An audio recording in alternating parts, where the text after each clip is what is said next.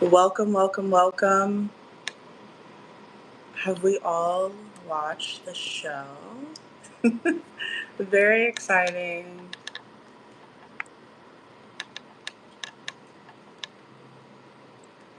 It has been a scandal. And I can't wait to talk about this because this is based on true events, which, you know, always very exciting because we lived through this. At least most of us did. And we remember it. But it's nice to get a refresher and a slight dramatization, like just a slight one too. So we'll let everyone trickle in, but welcome to what we watch.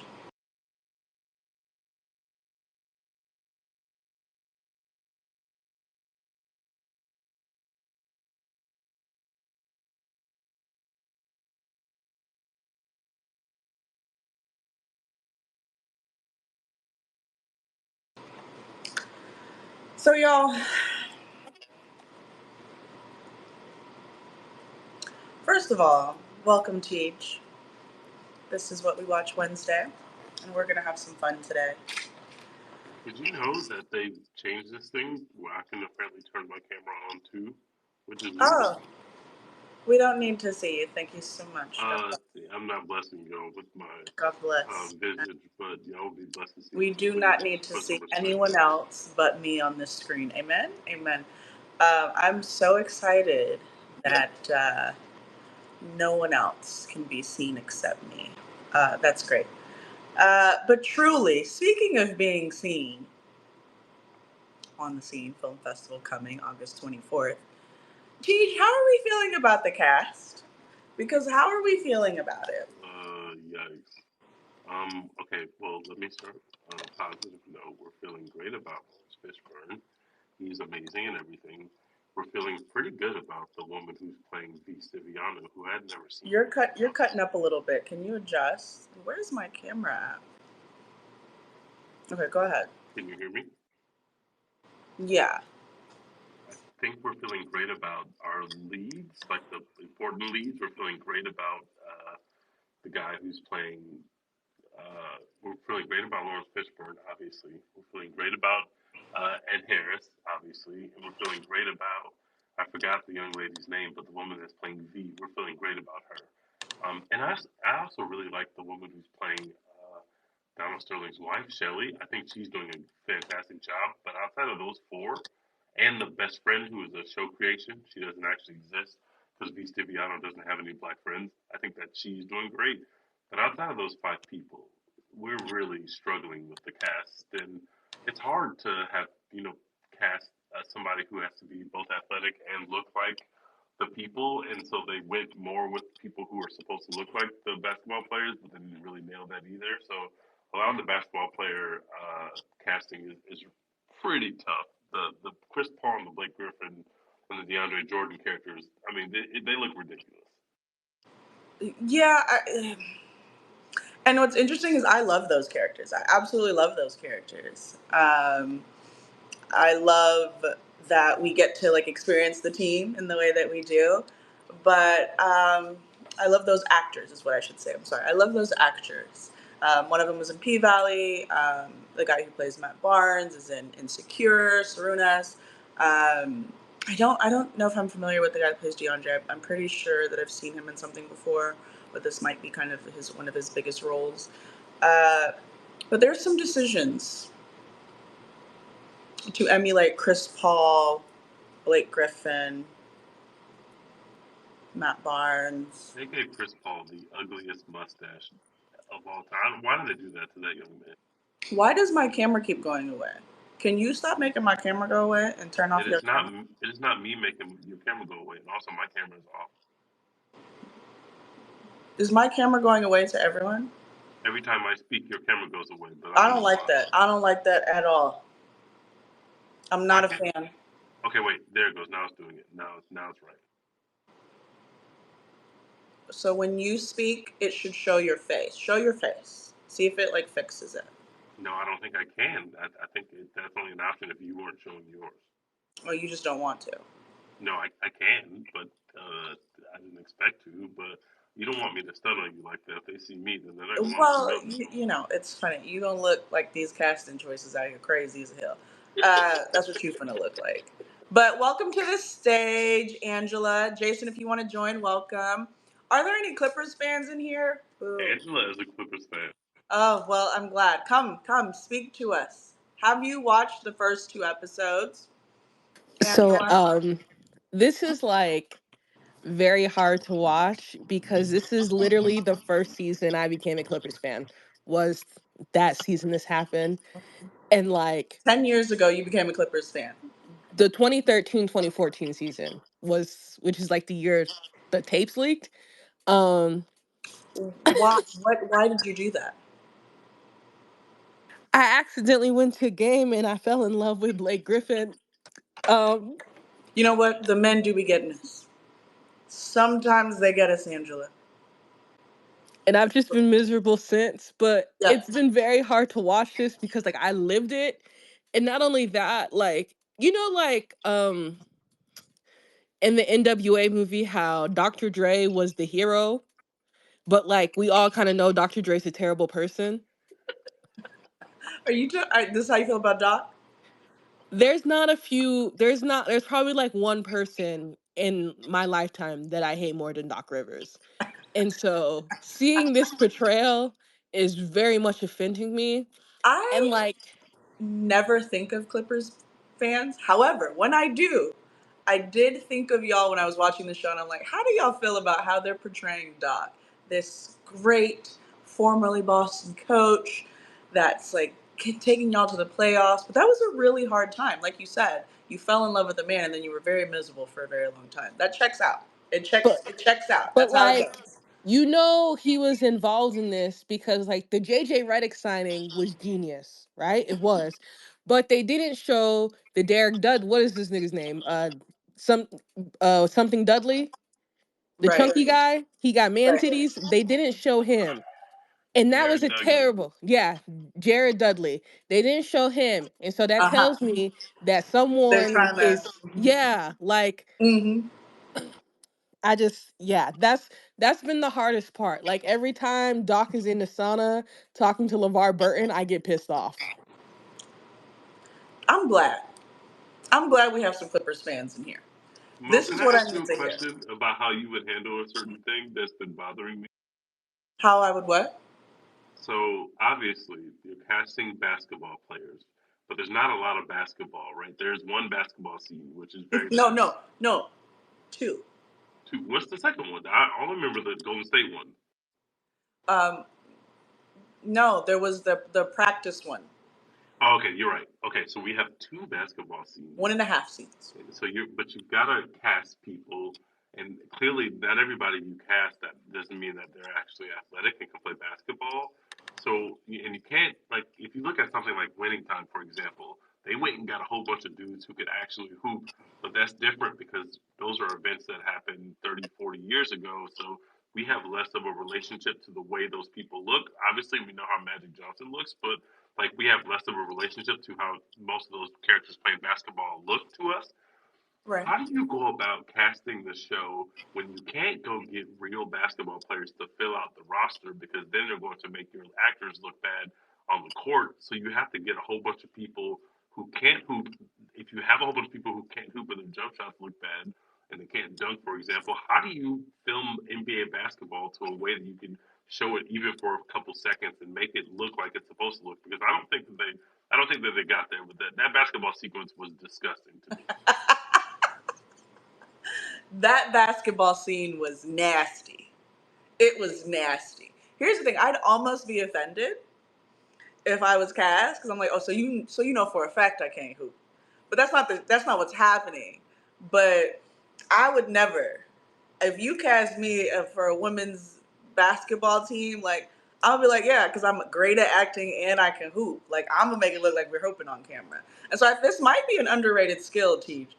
Everyone's always talking about actors doing their own stunts and like doing like really difficult like moments in grief or comedy or whatever. What we don't talk about is what actors can hoop. What actors are also like really great athletes That's not something we see a lot. It's just not something we see a lot. And I think this show is really exposing that. I'm glad you brought up that scene because I tried to dump it out of my memory because I did not know what they wanted us to do with that. Moving forward, there's no reason for us to see any other scenes. Facts. We don't need any more We basketball don't need scenes any in more this show. basketball Please scenes. don't give us any. But you know what's interesting? The Clippers are the oldest team that have never won a championship, and at least that checks out. Because if the basketball is that trash, it checks out. Yeah, They but then you got never won the a finals. Warriors didn't Never go won a win a finals. championship, and they casted some random Latino dude to play Steph and Clay. They looked crazy. They also were like on their like face very long, so that worked out pretty well. But you know, you got a light skin with 4C hair, you're okay. You got it. You got They it going on. the dude that played Steph had a child. Oh, I didn't mean to press mute everyone. The dude that played Steph had childbearing hips, and you really can't do Steph in that way. I like the Steph disrespect, but it took me out of the scene almost immediately. I said, "What is happening out here?" When I tell you I deeply do not need another basketball scene, there's because this isn't about hooping. That is like story C of this, right? I want to welcome Jason to the stage. Jason, welcome to What We Watch Wednesday. Have you Hey, seen what's the up? first two episodes? Yes, I watched both episodes. How did you feel? And you know what? I feel like it's a comedy to me. Like I I like mean, it. that's all. I mean, just because the casting alone, I mean, I'm just enjoying the entertainment of all this. Like like the guy who played Big Baby. I don't know. So I immediately went to Twitter. I watched both episodes. I went to Twitter and to see what everybody else was talking about, and it's Yeah, yeah. yeah, for I sure. don't. Here's the thing. I think it's comedy, but I also think it's exciting because I'm very, very young. I don't know if you guys know this. I'm super young, super successful, super, super young. And so when this happened, I wasn't super tapped in because again, I care very little about the Clippers. I mean that from the bottom of my Everyone heart. cares very little about the Clippers until they I, sign cl- James I Harden. care. I just I'm never moved. So for your biggest story on television on Hulu to be a scandal because that's like as much press as you'll get. It's sad, and I can't even talk too much shit because I've been to like 3 Clippers games this season on accident. Like all of them, like randomly invited to a suite for whatever reason. I don't know what's going on. Kind of indicative that maybe I'm not doing something right in life. Because why would you do that? Why do I look like a Clippers sweet girl? Um, that's okay though. But my thing is like the girls are so powerful to like really ruin everything that's almost easily ruined.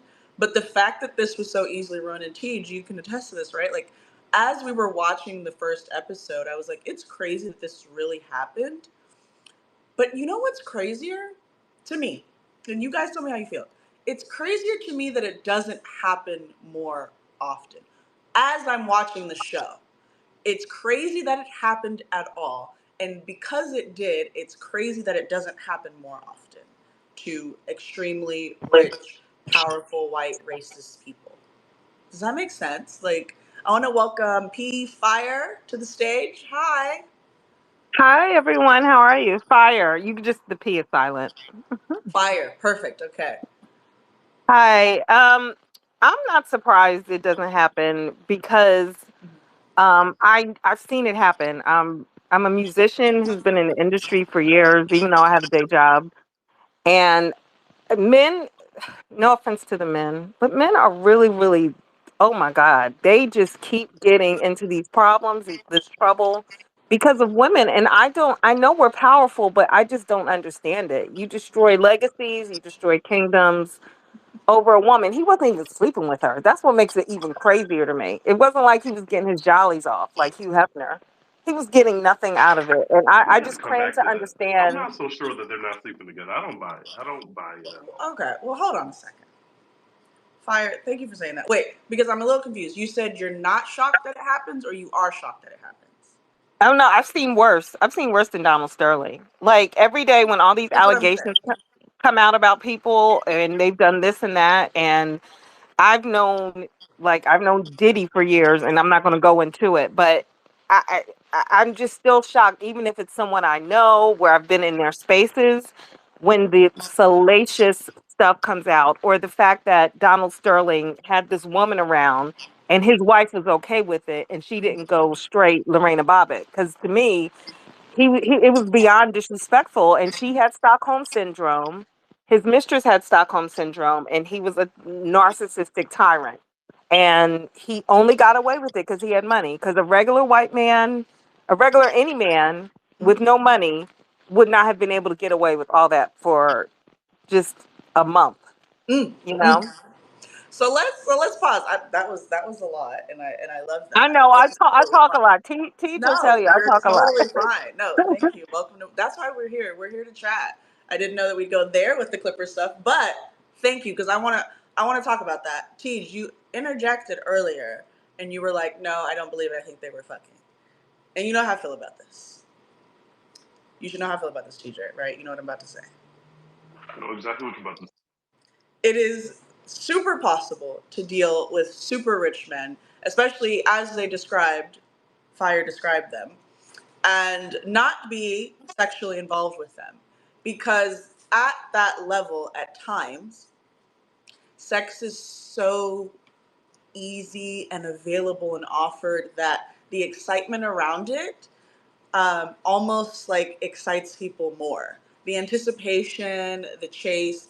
I'm not saying that I'm like that when it comes to sex or whatever the case may be. I think people sound insane when they say the anticipation of sex is better than sex. If you're saying you have terrible sex, then just say that. But extremely powerful Donald Sterling not having sex with a gorgeous Latina, whatever she was, woman, V. Stiviano, it's not far fetched to me. I like that they put that in the film for people, or in the TV show, excuse me, for people like Tej to be like, that's cap, and for people to me to be completely believe it because it makes perfect sense to me. It is not far fetched to not have sex with beautiful women. Most of you struggle getting beautiful women in general, and if you get enough money, you can still get them. And we're still kind of like, what's going on here, guys? So Angela, you've had your hand up for a while. I'll let you go ahead. Fire, I see you unmuted. Give us a second. Yeah, so I know people are gonna say like the acting that some of these people don't look like, who they're portraying. And just, I just want to first and foremost say, kudos to Blake Griffin because every time we see a biracial with red hair, we just automatically call them Blake Griffin. That's his legacy. But like the actor that does play, as someone who was a fan, the actor that does play Blake Griffin has a lot of his mannerisms, and the actor that's playing Chris Paul perfectly encapsulate what an asshole Chris Paul is, like just to the T. So like I know like the guy who looks like JJ Redick literally looks like everyone I went to college with. So maybe him not so much, but like some of the actors and the guy who plays DeAndre Did Jordan you is go to just college in the Midwest? I went to BYU, so close enough. Close enough. Um, and the and the actor that plays DeAndre Jordan is just dumb. So like, I know they don't look like they're actors, but they have the characteristics and mannerisms of their actors. I like that. I appreciate that because me and Tej gonna cook regardless, and it's hard. It's hard to make a show about real people within the last 10 years because we know what they look like, you know. And it's even harder to do that and train these actors. And I see Brandon in the audience, acting coach. Welcome, happy What We Watch Wednesday. Come on up and chat. Get BT up here. Get Beachala up here. But as actors that also have to represent athletes, and you can't hoop, and it's clear you can't hoop, it's difficult. So I appreciate you saying that at least the personality, which was probably what's the most important thing about this story in general, is not the Clippers are trash, represented by people that can't hoop. The Clippers being represented by people that can't hoop, it makes sense, honestly. Maybe that's genius, actually. Getting people that could hoop, you might think that the Clippers had a chance, and they didn't. So that maybe it works, honestly. But at the same time, I think that like it's just a difficult task. It's just a difficult task to get something so scandalous from this team and get everybody that we know very well. These are not like, that was a big team. Like, these are big, everyone knows, everyone in this room, whether you watch the NBA or not, we know who Chris Paul is, we know who Blake Griffin is, we know who DeAndre Jordan is. Like, we know these people. These are very famous people. I mean, even if you didn't know Miss V Stiviano, like, you could get away with that. But she's a gorgeous woman there's a gorgeous woman being played by her, or that she's playing, and so it makes sense. You're in the story. But when you see, JJ Redick or Chris Paul, and you're like, oh, all right, I have to remind myself that this is that. So go ahead, Teach. Well, before Teach, I find it. before Teach goes, you guys just ignore my battery. I have a tray ceiling in my fire in my fire detector in my bedroom, and I don't have a 50-foot ladder to get to it. So if you hear me talking and you hear it, do not drag me on the timeline, Teach. I already gave it Oh, to you. You see no, this? This I've already flex got on the us? That's a I've already flex. got the tweets in the draft. So no, you're not going to get away from this one. Go ahead, Teach. We just got flexed on 50-foot steel. It's not 50. It's not Uh, 50 feet, but it's like 30. It's too tall. I'm 5'10", and I don't. I'm not getting on the ladder to get up there to do it. So the alarm company has to come do it. But go ahead. I think we have to take this time to talk about our protagonist. You sound like you're in a potato. Please fix this. But why are you?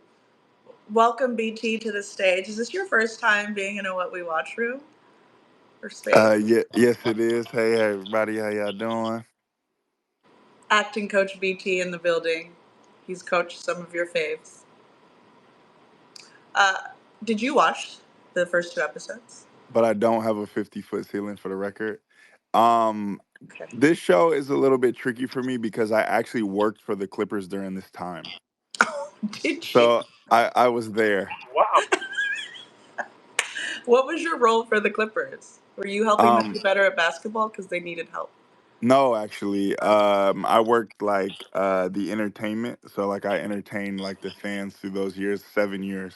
I was there doing those things, so I'm Oh, cool with Blake on some level, and CP. I did a State Farm commercial with him, so we're cool when we see each other. DJ is something else, um, and yeah, kind of like what you were saying about the looks and how things are.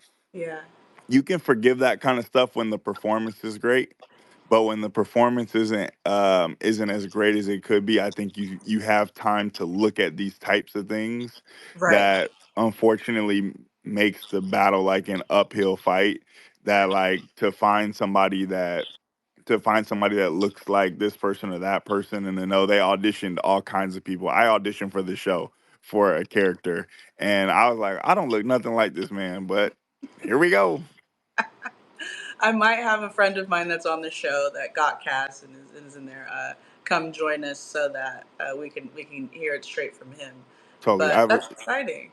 I have a client on the show as well. You definitely have the height, You know, but yeah, you be on the bench, my boy. life is hard. Life is hard. You know what? I want to know What We Watch, or somebody find out for me, like, who the casting director is, because they had a task. Okay, and like I said, as actors, I like a lot of the people in the show. But let's get into the mess, because it's men, fail at a lot of things. I think we've covered that. I think the thesis statement is men fail at a lot of things. Now that we've gotten that out of the way, this rendition is it hasn't been called a dramatization. And if you remember the last show about a basketball team that came out and was a dramatization, everyone remembers, right? The actual LA team. Teach, your favorite show. Winning Winning time, Time. great. So we got Winning Time, which was canceled, right? Which is very sad, right? Winning Time was. Yes, I heard someone call this show losing time because it's the Clippers as opposed to the That's Lakers, which is genius. I love that. Send me the tweet. I love that. But Winning Time was fun, and the casting was really great. And so I kind of have that level of a threshold for like my judgment as well. Um, and so seeing this, like LA's other team also coming out, but they didn't really drive this as a dramatization, which everyone would always like any criticisms of Winning Time, and the people represented in the show not liking that the show came out and things like that. all the discussions around Winning Time, which was just really well produced and made. Um, this doesn't have that. They're kind of just letting people cook in here. And I kind of love that. So when I'm watching this show based on what actually happened, and I haven't been bombarded with this is a dramatization, this is this, we're making this ready for television. When I don't have that, I'm like, oh shit, like did they really say that? And Tej, I know that like you have a lot to say about that because apparently you listen to like all the podcasts by the journalists. I had no idea that occurred. I just heard a rich white man liked a non-white beautiful woman and was racist. To me, it's another day in Hollywood. You know, that's just of course. What are we talking about? Of course he does. So, Tej, what did you learn about all of that? So I think that timing wise, 10 years feels so right because you're right. So this is partially, or maybe even mostly, based on Ramona Shelburne's podcast about these events.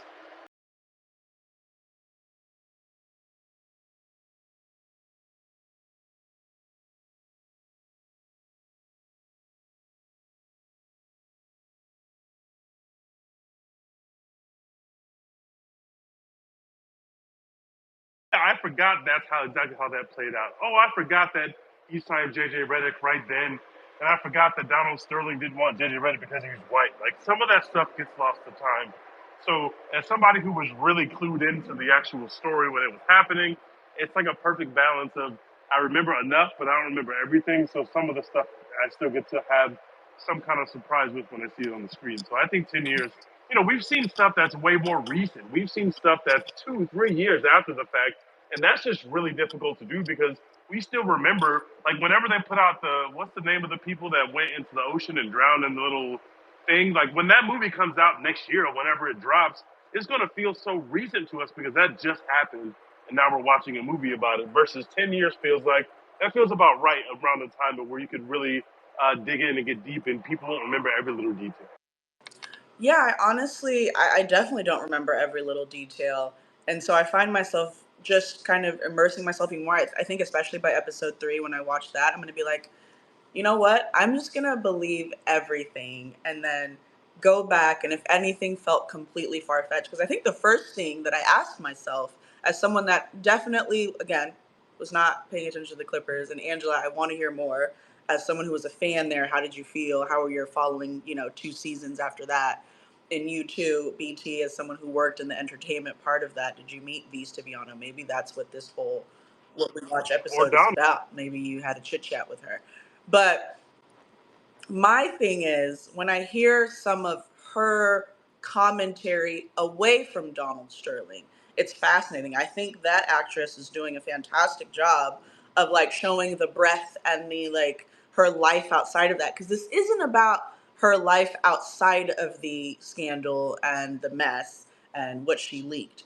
But when we are in those moments, I think I get really excited and I'm like, I'm interested to know a little bit about who you are outside of the one that rubs the feet of Donald Sterling. Like, this is fun. Shout out Al Bundy. He's doing great too in this TV show. But that's where I'm at with it. I'm really super into V. I'm super into it. I'm like, what is she gonna do? And I love that immediately. Episode 2, she leaked it. Like, we're not working up to the leak. We're not, we're really deep in this. So it feels like in Succession on HBO does this really well. And the camera people talked about how you are another character in this. That's the other character in the show. And so I feel like this show is doing the same thing. And I feel like I'm someone that's there. There's so many people in these rooms that, you have just the craziest titles or whatever. And I feel like I'm one of those people in the Clippers like realm in 2013, like, oh shit, I'm watching this happen too. And this is crazy. And I'm gonna stay out of it, but I'm a friend of the friend of the friend. And so I'm seeing this real time. So that's what TV does for us, and that's the power of it. So I'm really excited about it, to see the next few episodes. BT, go ahead. Similar to, sorry, I don't know everybody's names. But do you think, like you were talking about, like the recency of the project? Were you able to see Dumb Money by any chance? Oh, I Because love that money. Love Dumb. right, and I think Absolutely that loved it. that I think is really like similar to the acting and the characters. It's just based on how good it is, right? Like if it just happened and they do a movie about it 3 days later, if that thing is good, it's good.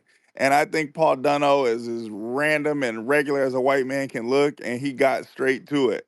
So I just think it's just like how good it is and suspending disbelief. You know, it's kind of like Star Wars, how you can sit through 3 hours of orange and purple people and you don't think anything of it, you know, because it's just that good.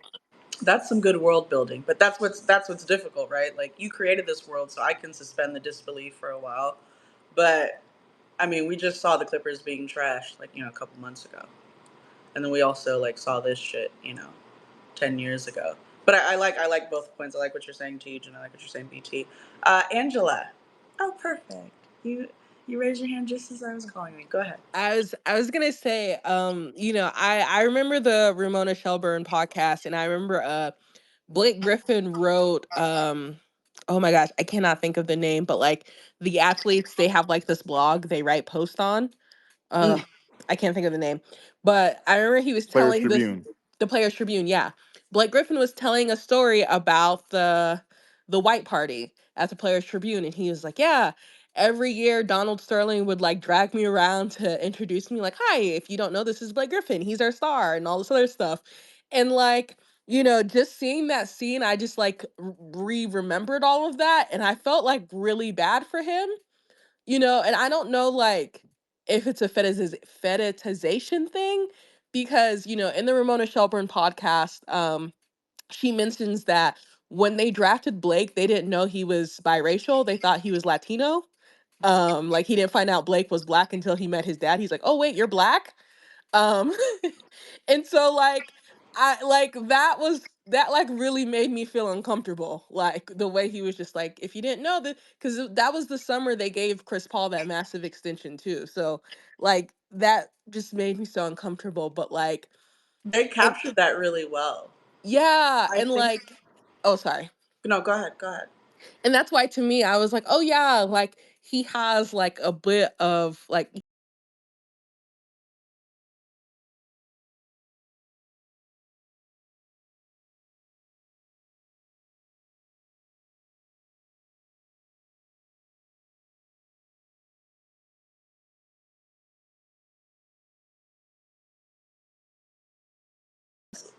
Let's see if we do. Okay. Teach, did V fuck up her own bag? This is a very layered conversation. I'm gonna go with no. Okay. Jason, I'm gonna say yes. BT, Yes, sir. Fire, Not at all. Forever, Macaulay. Hey, Macaulay, how are you?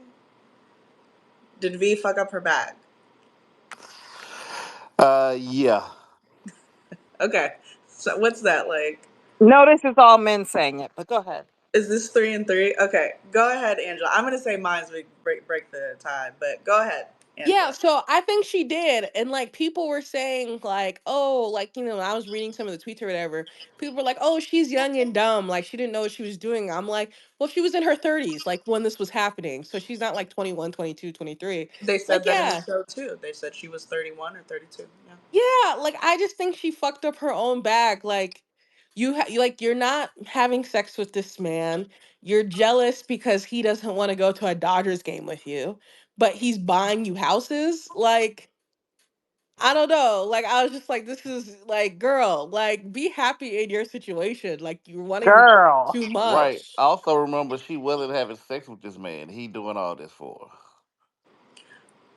her. Okay. I'm pretty sure in the lawsuit they're Imagine if she put it on him. That's all And I know. her lawyer said that the gifts that she was getting sued for, that they couldn't take them because they was community property, and they was given to her, so she wasn't gonna lose the house and everything like she thought she was in the first place. Her lawyer said that she wanted to leak the tape just out of spite to the to the current wife. We gonna get to the lawsuit because I have some problems. I have some problems with My that. bad, my bad. No, no, no. I'm glad you brought it up. But Angela, okay. Let me address one thing before we address the did she fuck up her bag thing. I like what you said about, Blake Griffin. And like I said, I don't know anything about Rachel's podcast. Rachel? Rachel is her name? Is her name Rachel? Ramona Ramona. Shelburne. Okay, Yeah. see, I'm already messing up folks' names. Um, if anyone listened to that religiously, I love that. I want to hear more from you. I have not heard one single word from it. However, what I liked about that, and what I liked the anecdote you shared about Blake Griffin and like whatever, I think they're really capturing Donald Sterling's racism, which is a testament to him as an actor. But I love that in the moments where you get DJ and Chris Paul like in the locker room, and the owner walks in, and the way he's talking is not super overtly racist, but it's like as a black person, what those things sound like and how they feel. Like I really, really I like that.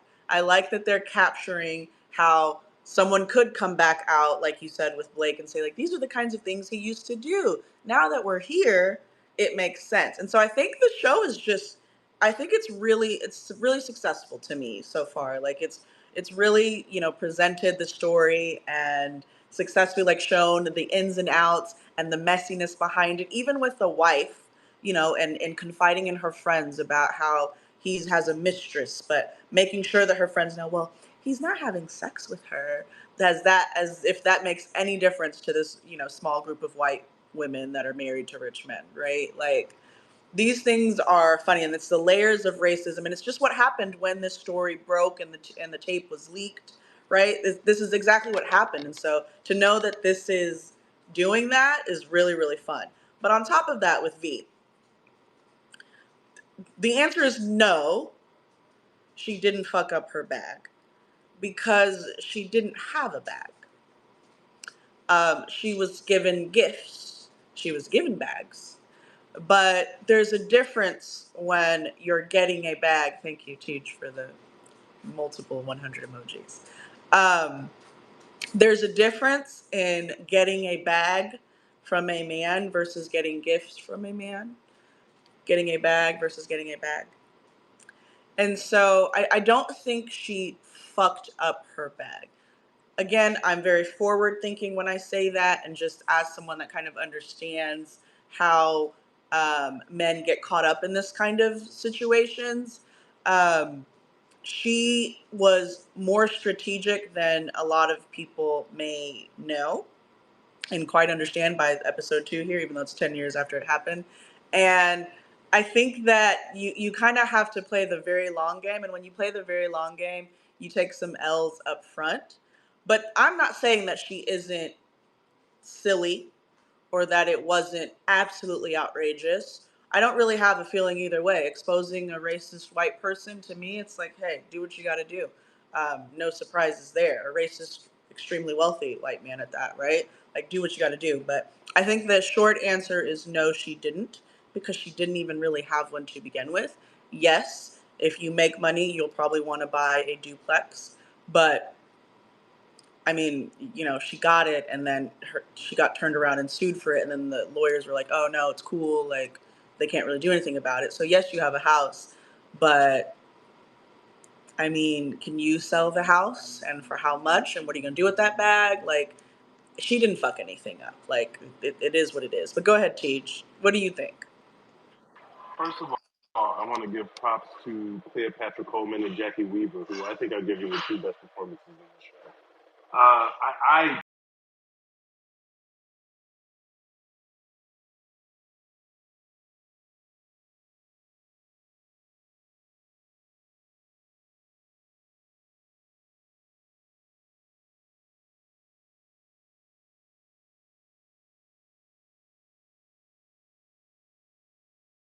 like I think that they're showing the levels of her delusion, but also she never really had it, right? And also her and Shelly are going back and forth, and they're both feeling like they're being slighted by this man because they want his affection, but really what they want is his attention. Really, what they want is him to just look in their direction and only their direction. And I think the show does a great job of pointing that out. But no, she didn't fumble a bag. If anything, she can take the gifts that she still got down the road. If she owns the house outright, which we don't know exactly sure, she can go sell that. She didn't fumble a bag. She never had a bag. And you got to factor in the fact that how this man was treating her. I mean, he's treating her like garbage. She's literally telling him, I'm sorry that this is my skin color because of the way that he's treating her. Like she's being denigrated in a very real way, and it's not like it seems like she has, all her wits about her own race and how she feels about her own identity, and he's playing on that. I don't think she fumbled anything at all. I think that she got the kind of revenge and the kind of get back that most women in that situation don't ever dream of getting, and she got it. I agree. Well said. Well said. Macaulay, did you have any commentary on the lawsuit? Because that's kind of, what, to me, what the show is saying is that, because I think, and Tej and I, you and I spoke about this, right? Tej, you said that you thought it was the catalyst for her seeking revenge and leaking the audio was because of her not getting the duplex. But we saw the keys in the show and everything, so we have to assume that that's the story that we're going with, and that she did get this duplex. But then she was further later sued by the wife. So that's what triggered her. And I have to stand. Just if I step back, doesn't matter if this is a true story or not, if it's just a story that I'm enjoying on television, women are absolutely ruining everyone's life. And I have to stand. Dude was having a good time with his side. She wanted to be the main. She kind of got a little big dog in front of the wifey. And the wifey said, "Oh, well, I'm going to sue you." And she was like, "Oh, well, I'm going to leak your husband's tapes." And it's just it's good TV. This is good stuff. Like, and so when I think about if it actually happened this way, I'm like, "Ooh, buddy, this is a." The funny part about the tapes is that he mentioned to his wife that, oh, V records me on the first episode. V records everything I say because I have a bad memory, and the wife was like, she records you because she knew how reckless he was when he was speaking.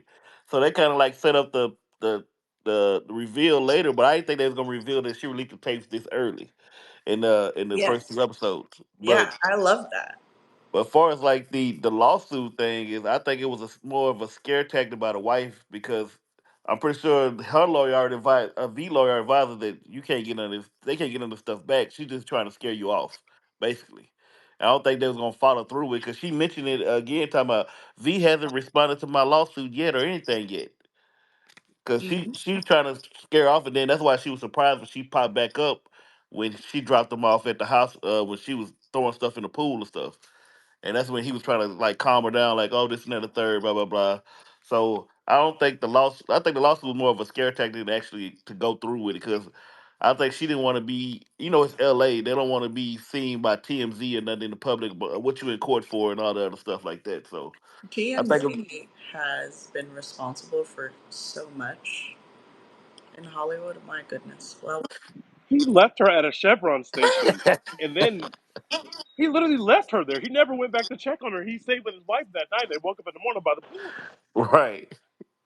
this That's is insane. scandalous. It's crazy, and it's like, and I think Fire alluded to this. It's not even the worst that you would hear in this world, but I think that I don't know. I'm gonna have to stand the female villains. I'm gonna have to stand because also not only is she like not a villain, but she's not a victim. She's not anything in this, which I think, again, from a television perspective and a writing perspective, it's so fun to have a character. And I think Tej, you touched on it earlier, how everyone around these characters are also so imperfect, right? Like, in some moments you're with them and you're like, I would totally feel that way, right? That's the power of television. You got a character and you're like, I would totally have done that. Or no, if I was V, I would totally have shut the fuck up and just, kind of get with it, and maybe I could get a bag later or whatever the case may be. Or if I was the wife, who gives a fuck? I would have been out here getting my, what did she say? What did the wife say? I can get my own Donnie. I would try, but you're still the guy on the playground for me, right? So when we get into all these imperfect victims or villains or whatever you want to call it, I think it's exciting that this is a story about the downfall of the co-owners of the Clippers, right? But the messiness that ensues around it, everyone who felt like they had a say in it, everyone who had an opinion, everyone who was racist, everyone who was colorist, all of that kind of stuff. Like it's been fun. Go ahead, Angela. And then Fire, go ahead. No, it is funny how like both of the women like sort of have like the same problem with him. Uh-huh. Um And like Shelly's friends are messy. They're enablers, and she shouldn't They be are. friends with them. Cause they were like, "Oh, girl, you got long legs. Take all his money. That's your money." I'm like the team Shelly. I was just like, "You guys are too old for this behavior. Like, why are you guys giving her such terrible advice?" You know? She ain't got the range. It's truly. What were you gonna say? They should have also told her that she was not spitting when she said, "I could get my own V, but you're still the little boy in the shorts." She was not spitting. Where was Team Shelley in the writing department? I agree. because because like I said, I was kind of telling myself when she said that, I did not feel that. I did not feel that. I'm like, girl, the way I would have three Donnies if he had one V. Let's go. Let the games begin. I would like to play a game. I'm Jigsaw, baby. I would love to play a game. Let's play this game. And honestly, like, you have to know your husband at some point, right? Like, he's not adjusting in any way over this hot new woman in his life that is his assistant, right? What did Shelly say? How does she have a red hot Ferrari? That's interesting, right? So I don't know. I thought that was fun. But with the lawsuit, and Teach, please, as our resident attorney that knows every type of law in the world, thank you so much for knowing every single answer to every law question we have. I did not realize what, like, how lawsuits worked in that manner. Because as soon as she gave her the lawsuit or like served her the papers, I was like, girl, you can't sue me because your man got me a gift. And I generally went to teach and I was like, is this, can you do this? And I know, like, isn't cheating like illegal in like 3 states or something? You guys help me out here. I don't know. Is it? Yeah, but she didn't sue her husband. She She sued sued the the girl. So I'm lawsuit. like, She you can't do. can't sue me because your man tricking. I don't, that's crazy to me. So talk to us about like how lawsuits work. First of all, you can sue anyone for anything. So you don't have to have merit to go bring a lawsuit. If I go pay my $600 to sue Jason, I can make up some shit to sue Jason, and he's technically been sued. Now I'm not gonna win the lawsuit, but I can go file it right now. So you can go file anything you want to, and sometimes people do that to make people take certain actions or stop taking certain actions. And obviously, she wants to send a message to B. She didn't care about the merits of it. It cost her nothing to get a lawsuit filed. She's rich. Yeah, go sue that bitch. Make her nervous for a couple days. That's basically what it is. And you made her nervous for a couple of days, and she said, bet. I'm going to make you nervous for the rest of your life. She circled right back to your man. That's crazy to me.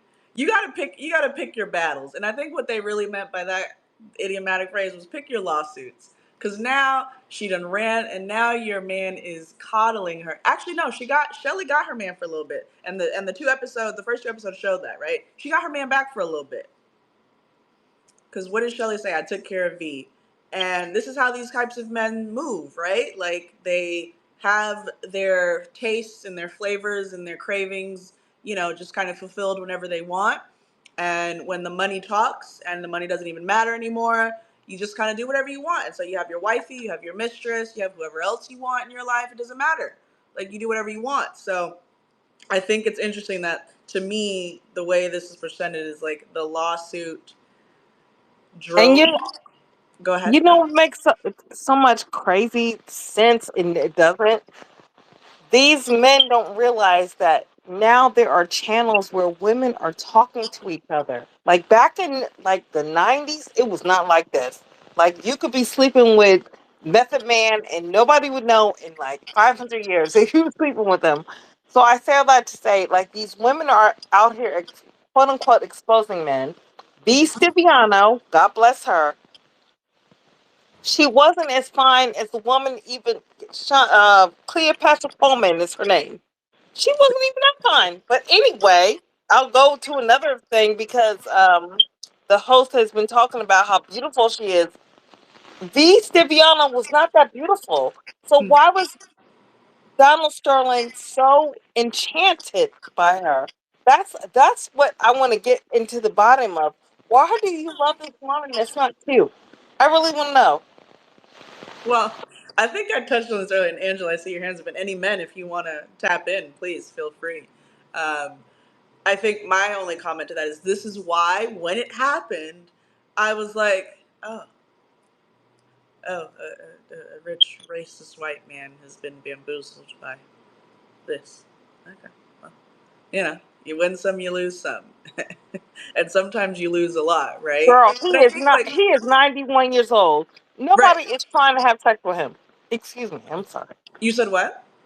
I said he's 91. No one is trying to have sex with him. But that's what I'm saying. At 91, you can't really see well. You know what I mean? So like, she's probably fucking stunning to him. Angela, go ahead. To why did Donald Sterling find her so attractive? It, I don't know if this is like appropriate to say.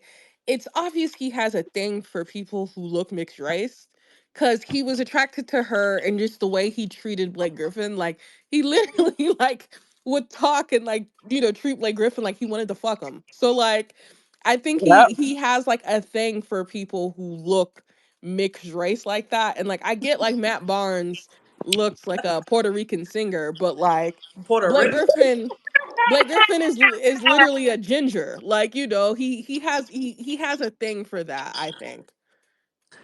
Here's what I'm going to do. Here's what I'm going to do, and here's what I'm not going to do. And I want the men to speak on this. What I will do is cook whoever is silly as fuck in any situation. Okay, anybody can get it. What I will not do is talk about why one ugly ass man likes a not so attractive person, whatever. Like I feel zero things about either of these people.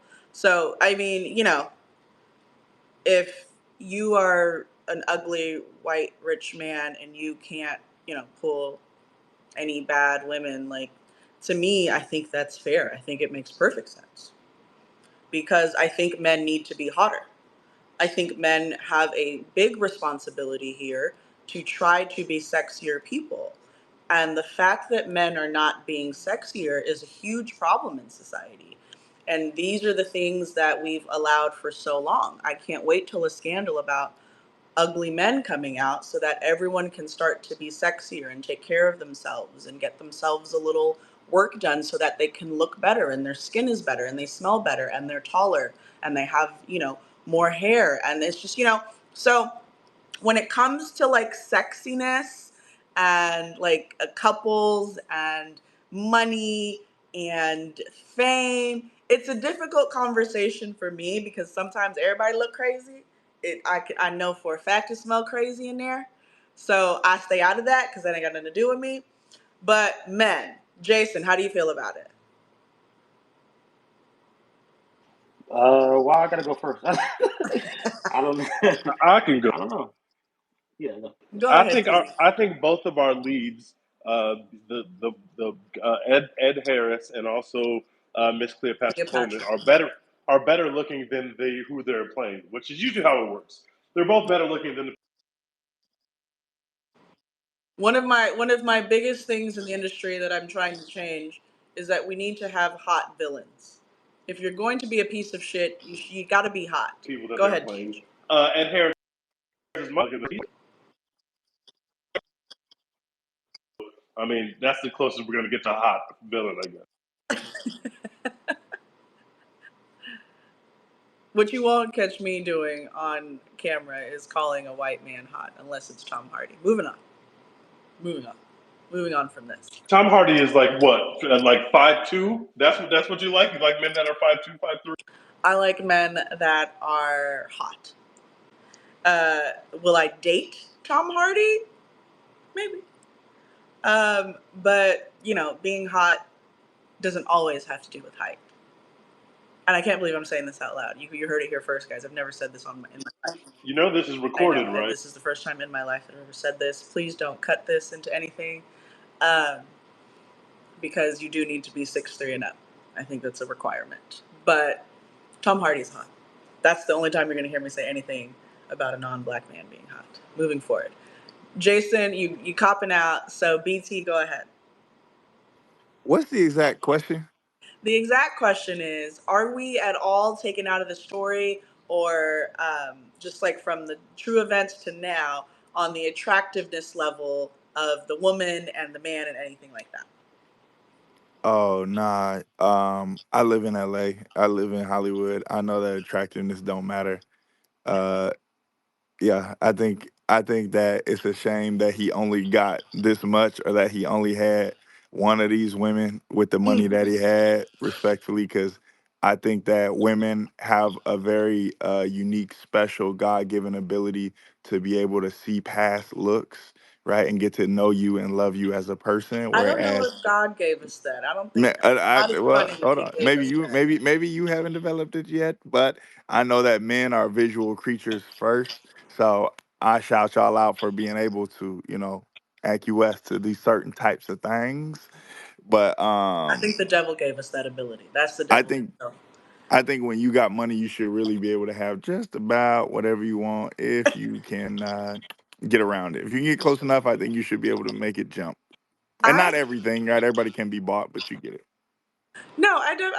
I love conversations about attraction and wealth because we all know, right? Just baseline, whether you adhere to it or not, whether you're special or not, because I believe I'm special as well, and I know this. But like, men, you got to have some money. We're looking at you, we're looking at your partner, and we're like, why is you with this broke nigga if not? And men, and women have to be attractive or beautiful, which I think is far more subjective, which is why we're having this conversation. Thank you, Fire. It's far more subjective, right? Because what's bad to BT may not be bad to Tej, may not be bad to Fire, and most likely will definitely not be bad to me. But you got to understand, as the comment that you made, BT, with everyone in LA having, a certain look, not necessarily like beautiful or sexy or stunning or unique, but having a certain look and presence and personality and kind of, lack thereof about you can add to the attraction level. And having tits can help, and having a cute butt helps. Not even a big butt, not even big tits, just having where they sit right there, and they're tight and they're up. That's what works. So go ahead, Fire. I hear your beeping.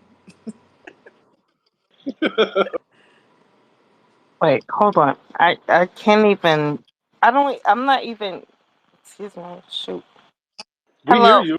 I'm Yes. not used to spaces enough. I did it one time with Luke Campbell, who's one of my favorite people ever, but he made me pissed off. But anyway, so I say all this to say I have like 10 things to say.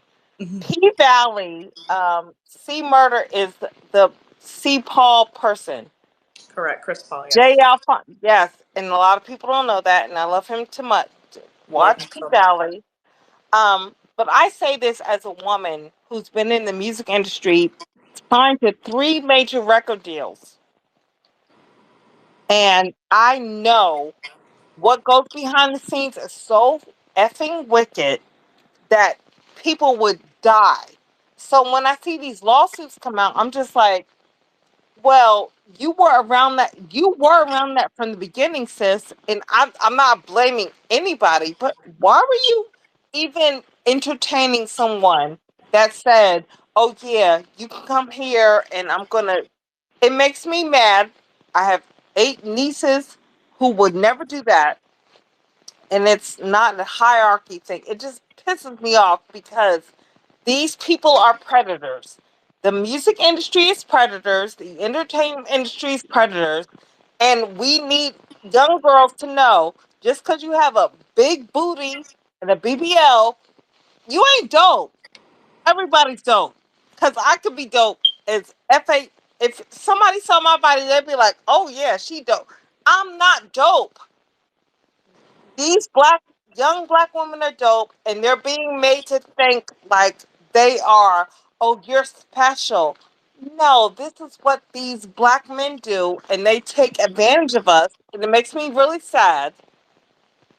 It makes me When, really sad, and I have to calm down. But it makes when, me really sad because I saw it because I've been signed to three major record deals when with this, names. I don't want to interrupt you, but let me engage with you real quick. When this show came out and it was like marketed out, were you excited about it coming out, or were you like No, a little because bit I'm the sad? black woman that got black. Bill O'Reilly, fired from Fox News. Look my name up. Yes, that is me. I Okay, don't. I don't. I know all this shit. got it, got it, got it. Look at me. I'm not. I'm not being a fucking name dropper because I really hate it. But I'm the black woman that got Bill O'Reilly fired from Fox News. Got it. Okay, okay. And so, Thank you for your service. so No, when no. I thank you for my ancestors' presence because my mother would never let me live with a white man making me calling me names. No, no, no, no, no, no. Anyway, you know what I like, and that reminds me of a scene too, because I love the way they did that in the pilot episode. We kind of get the moment where she has the conversation with him. I think it's towards the end. Maybe it was the second they kind of ran together. I watched them back to back, but bear with me. When we have the moment with Donald Sterling and V Stiviano in the room, right, and we get bits and pieces of their conversation that she eventually leaks, and then we come back to it later. I thought that was brilliant. I love that. And it's in those moments that we learn about V and how she feels about, you know, the and race, in the words of my the husband, culture. V ain't They, ain't even bad like they talking about. V ain't bad right, like excuse me. Anyway, right. And so I think that that was really cool because we got to see how she truly feels. And again, the only reason why that occurs is because women are led to believe that, or women are perceived as people that are less valuable when they're in these positions with these men, right? Less valuable, less intelligent, those kinds of things. And so when that happens in that little moment in the show where we get that she's like, but you're actually being racist. And then he says another like evasive rich white man thing. And she's like, but so you don't care about black people, and I can't change the color of my skin. And we get this really like delicate sympathetic moment, and I really enjoyed that because these are the kinds of things that is really captured on television that we can have fun with, and we can see like the buildup of this extremely scandalous true event, right, where she is like, hey, this motherfucker don't give a fuck about me. But then she immediately does what? Which is to me was so exciting about this episode, right? As soon as she did that, he like expressed some sort of like pain that he had when she was kind of fighting him on the duplex and things. And as soon as he was in pain, she was like, "Oh baby, oh baby." And I think it was so well done. Cleopatra's doing a great job of showing how you can perform in those moments. It's very meta. Like she's performing and then she's performing in the moment of how V was when it's like, I'm going to challenge the person that is treating me terribly. However, in those moments, what I'm going to do is also when he's going through a thing, I'm going to flip on the switch of being the caterer and the lover girl and the submissive, whatever kind of like stereotypical labels you want to slap onto the dynamic of a rich white man, a wealthy white man, and a mostly financially and emotionally powerless woman, right? Who kind of flipped the script on everybody, which is why this is a story. Tej, go ahead. Yeah, I just think I know we gotta wrap up soon, but I just think that this is not like there are things about this show that annoy me. Mostly the old school Instagram inserts when we're going between scenes. I hate it. It's a mess. I don't want to look at random memes in the middle of my TV show. I look at random memes in the middle of my scrolling, and now I want to watch TV. So the show's not perfect, but it's so messy. It's kind of like a well acted soap opera, and I say well acted for our main cast. Like I said, I really like what the two main women are doing. I also really like the addition of the friend, who is a show addition that's basically used so she could bounce ideas off of. Like she needs somebody there to talk to her, and so she can bounce out. She can tell the viewer how she's feeling at any given time and get some advice. That character is a show invention, and her having a best friend that's a black woman, kind of doesn't make sense. Like she brings her to the game, and Sterling has nothing to say about it. But she's also black, and Sterling's not saying don't bring black men to the game. That's what he means, but he's not actually saying that when she's bringing her black friend to the game. So, like, you can tell that that's a show invention, but that actress is doing a good job. And I think those three women, on top of what Lawrence Fishburne is doing, and on top of what Ed Harris is doing, I just think those five characters are so well acted and well portrayed that it's going to be able to be entertaining despite the fact that the show has flaws, which I think it has flaws, But after that second episode ended, I was like, damn, I wish I could press play on the third episode right now. Like this story's compelling enough, and they're doing a good enough job to where I'm not going anywhere, even though I see the flaws in the show, and I'm sure we'll see more flaws as we go forward. Yeah, I'm gonna have to agree. I think Lawrence Fishburne, and I can't believe we're only just now talking about him, right? We'll have another episode next week about this show as well because I love the scandal. But I think Lawrence Fishburne, um, with LeVar and everything. I think I get really excited about how he portrays Doc. I know, Angela, you hate it because like it makes him seem like the good guy, but I think it works for the show because when you get those moments, again, me and TJ already told you guys, the Clippers can't hoop in real life or on TV, guys. It is what it is. It looked terrible. I didn't know what was going on. But you know what is fun when we get those moments with Doc as a coach with the Clippers and we see the complete difference between Doc as a coach with the Clippers and Ed Harris playing Donald Sterling with the team as well, right? Like we get that juxtaposition immediately where the team is like rapping with Doc Rivers, and then when Donald Sterling walks in, they're like, "Yeah, everything's we're doing great, yeah, playoffs, woo." So I've been having fun with that, but I think what I'm excited about too is V in the Black Friend. I don't know how you feel. I guess you feel how you feel about it. I do like the cutaways. I told you I love the cutaways where we get V with her two foster children, or V on the phone with whomever she's speaking to that's helping her kind of secure the life that she wants to live, or V with her Black friend, right? Like I enjoy those moments. That makes me feel like this is why we're getting this many episodes in this season, because it's not just V as a victim, right? It's not V for victim and she's just under Donald. Like we see these moments where we're not sure if she's doing this intentionally. Again, we know this is based on true events, but I'm talking about the TV show, right? This is what we watch. We're not sure if this, like, some of the moments where she's talking shit, some of the moments where she's standing up for herself, some of the moments where she's like sneakily doing things, you don't really know her motivations outside of like we do know how this ends. And so it's really fun to just kind of sit in those moments with her. So that was what we watch. I want to everyone to go ahead and answer the poll with if you think V fumbled the bag. I think that's hilarious. And we'll be back next week. Thank you guys for joining. This is What We Watch Wednesday on Clipped. And we'll have a special guest next time, so stay tuned.